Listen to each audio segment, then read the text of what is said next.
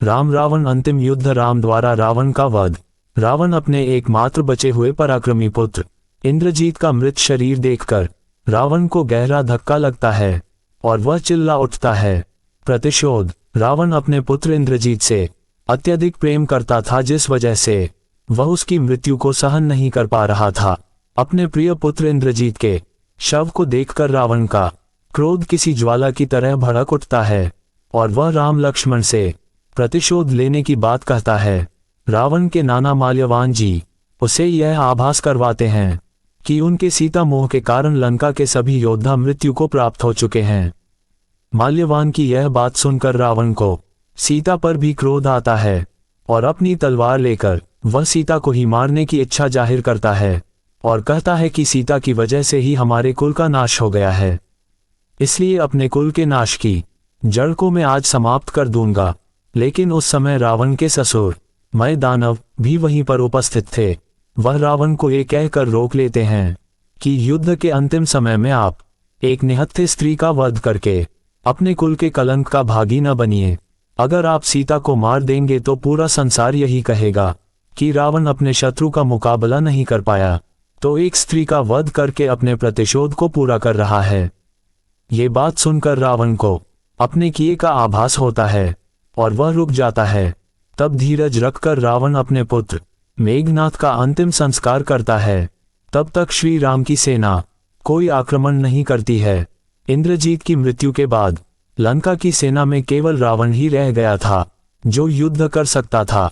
अगले दिन वह पूरी तैयारी करके रणभूमि में जाता है और गरजता हुआ राम लक्ष्मण को ललकारता है। प्रतिशोध की ज्वाला में जलता हुआ रावण लक्ष्मण को ललकारते हुए कहता है, कहाँ है लक्ष्मण जिसने मेरे पुत्र का वध किया? आज उस लक्ष्मण के प्राण लेकर मैं अपने प्रतिशोध की ज्वाला ठंडी करूंगा। ये कहकर रावण अपने तीव्र बाण लक्ष्मण पर चलाता है।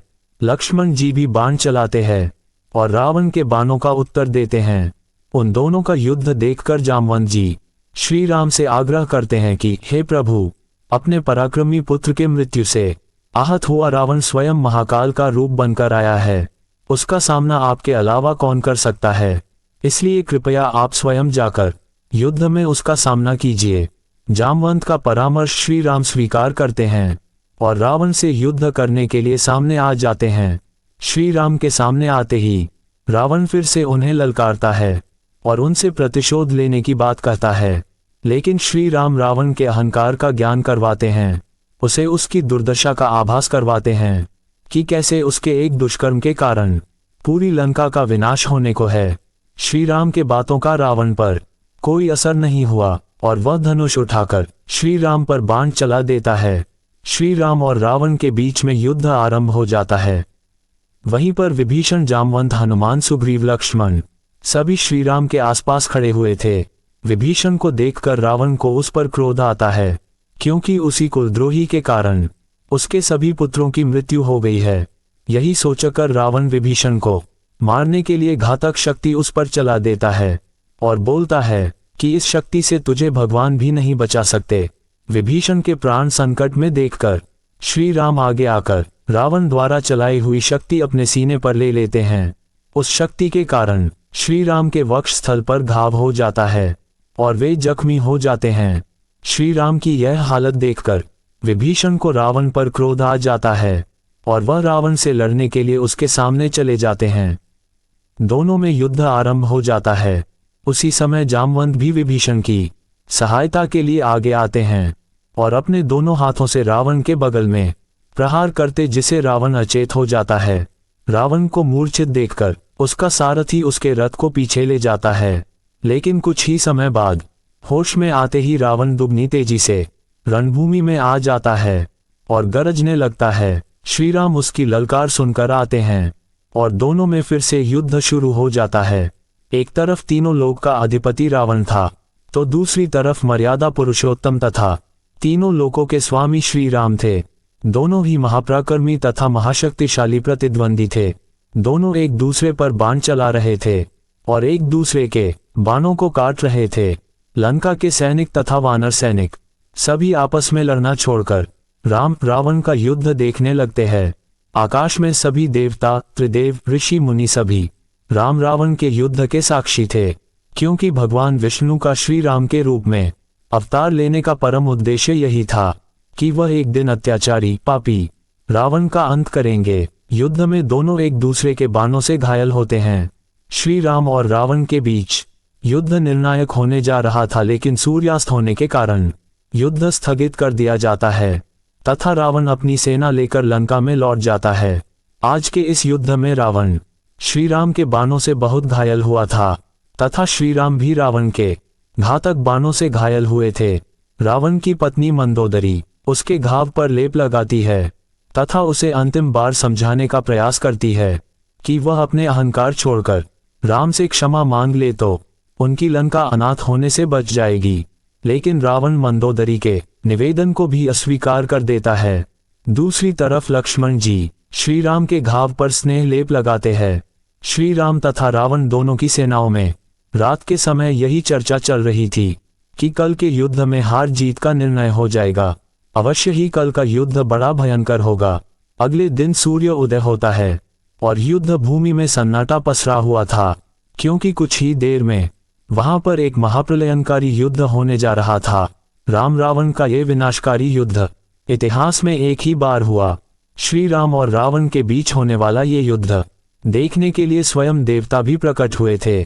दूसरी तरफ लंकापति रावण भी अपने सभी अस्त्र शस्त्र तैयार करके अपने निर्णायक युद्ध के लिए अपनी सेना लेकर आया। दूसरी ओर श्री राम की सेना भी पूरी तत्परता से आज के निर्णायक युद्ध के लिए तैयार थी। एक तरफ रावण अपने विशाल रथ पर सुसज्जित होकर युद्ध भूमि में आता है, वहीं दूसरी ओर श्री राम नंगे पैर भूमि पर खड़े थे। ये देखकर देवताओं के राजा इंद्र ने ब्रह्मदेव से यह विनती करते हैं कि श्री राम और रावण के युद्ध में समानता नहीं है। देवराज इंद्र ने ब्रह्मदेव से कहा कि हे ब्रह्मदेव, एक और लंकापति रावण अपने अजय रथ पर सुसज्जित होकर युद्ध भूमि में आया है, वही प्रभु श्री राम युद्ध भूमि में नंगे पैर खड़े हैं।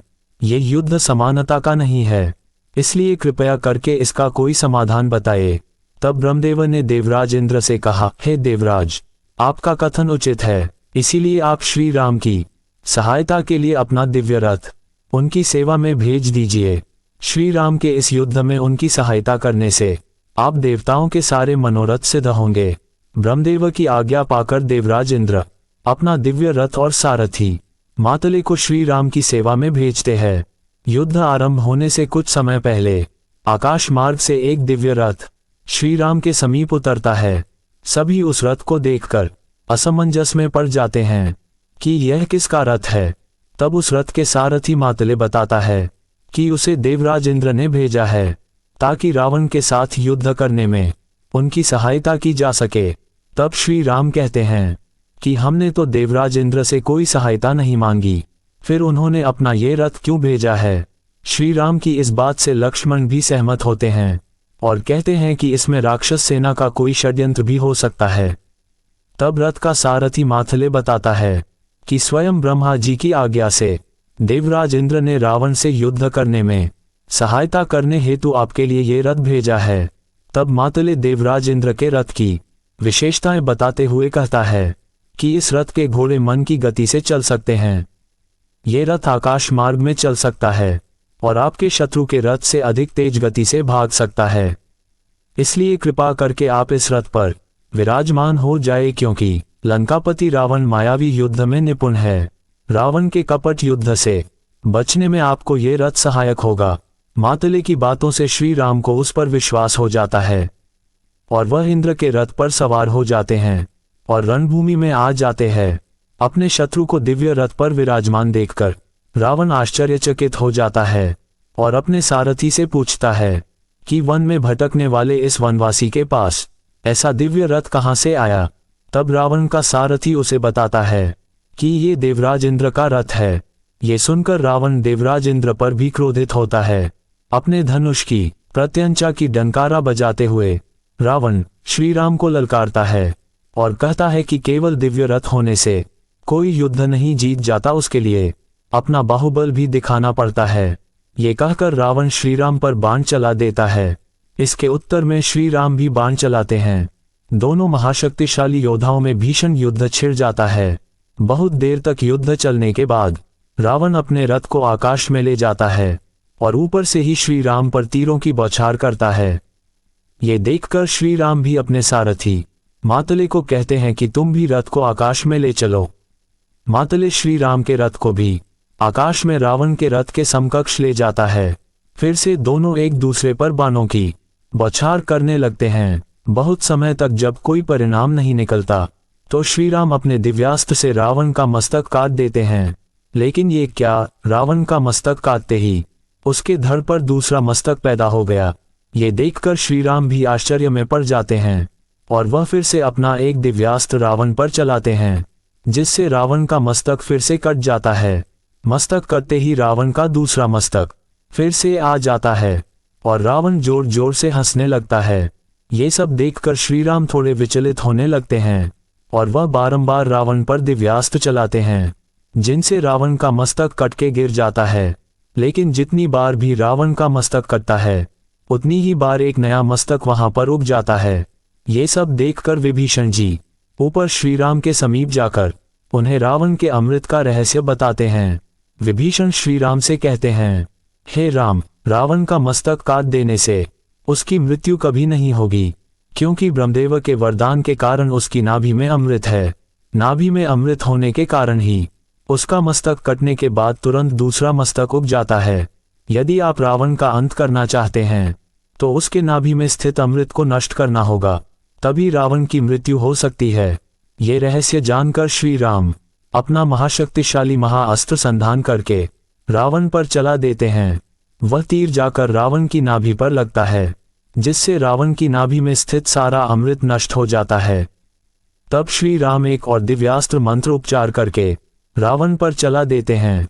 वह तीर लगते ही रावण धराशायी हो जाता है और श्री राम कहता हुआ आकाश से लुढ़कता हुआ भूमि पर आकर गिरता है और मृत्यु को प्राप्त हो जाता है।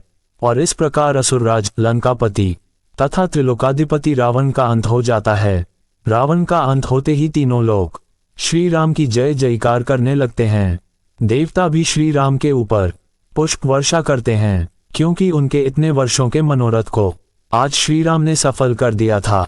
रावण देवताओं का परम शत्रु था, क्योंकि नवग्रह उसके अधीन थे तथा देवराज इंद्र भी उससे भयभीत रहते थे। रावण को ब्राह्मण देव से यह वरदान प्राप्त था कि कोई भी देवता, असुर, नाग, किन्नर, गंधर्व उसको मार नहीं सकते। लेकिन अपने अहंकार के कारण रावण ये भूल गया था कि उसके वरदान में उसे मानव से सचेत नहीं किया गया था।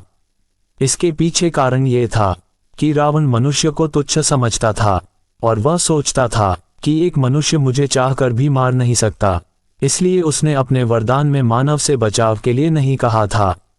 रावण के अहंकार के कारण हुई चूक ही उसकी मृत्यु का कारण बनी। जब रावण के अत्याचार पृथ्वी पर अत्यधिक बढ़ गए थे तब सभी देवताओं ने भगवान विष्णु से सहायता मांगी। तब उन्होंने देवताओं को आश्वस्त किया था कि वह भूमि पर साधारण मानव श्री राम के रूप में जन्म लेंगे और उसी रूप में वह रावण का अंत करेंगे। दोस्तों, उम्मीद है कि आपको यह वीडियो पसंद आया होगा। इस पोस्ट को अपने दोस्तों और परिवार के साथ जरूर शेयर करें और वीडियो को लाइक करें, चैनल को सब्सक्राइब करें और भी ऐसे ही वीडियो देखने के लिए